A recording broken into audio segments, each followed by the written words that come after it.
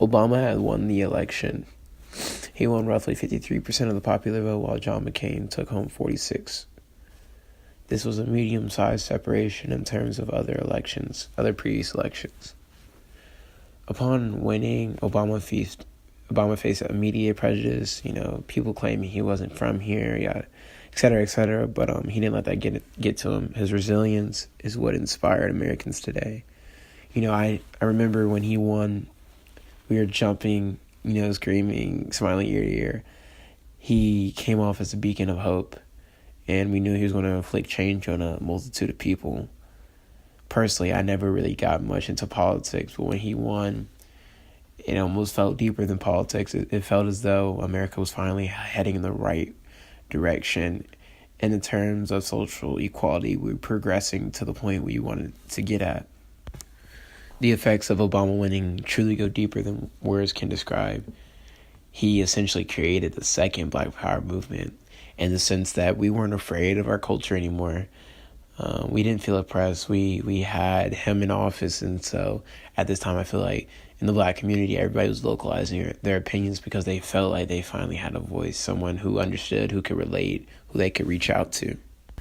This new Black culture movement can be seen through various works, such as Disney's Princess and the Frog. Now, you might not think much of this movie, but this movie was actually the first movie to introduce a Black princess, which is truly monumental for its time. And I don't think this happens without comfortability, without a stage being set by Barack. Barack also saw that the inner cities, they just weren't looking good at the time.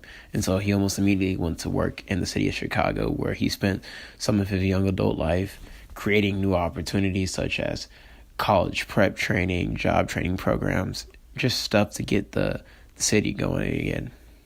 He was able to bring us out of the financial crisis of 2008, and his healthcare policy, although critiqued, although highly disputed, created affordable healthcare for all. I feel as though it's important to share a great story I learned today about a lady named Stacey Abrams. She is a Democratic leader of the Georgia State House, and she just so happens to be a Black female. If she is elected governor, she would become the first Black female governor. She obviously has her work laid out for her, as a Democrat has not held office in Georgia in the past 12 years. However, I believe that her platform and growing support system is directly credited to Obama. He gave way for Blacks to feel confident enough to run for office. We saw the success he had on a national platform, and she felt as though she could do the same. And so her leap of faith was directly correlated to him. It's actually around 1:50 a.m. And so I'm on my computer, just going through the great World Wide Web.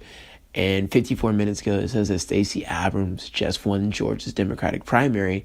And so she just made history, y'all. Go Stacey. Go Stacey. I'm sorry, that's just excitement boiling over. But, that's just a huge monumental moment for everybody, I think, for America. In particular for the Black community, that's huge, monumental. She could really be the first Black female governor. That's crazy. We're progressing.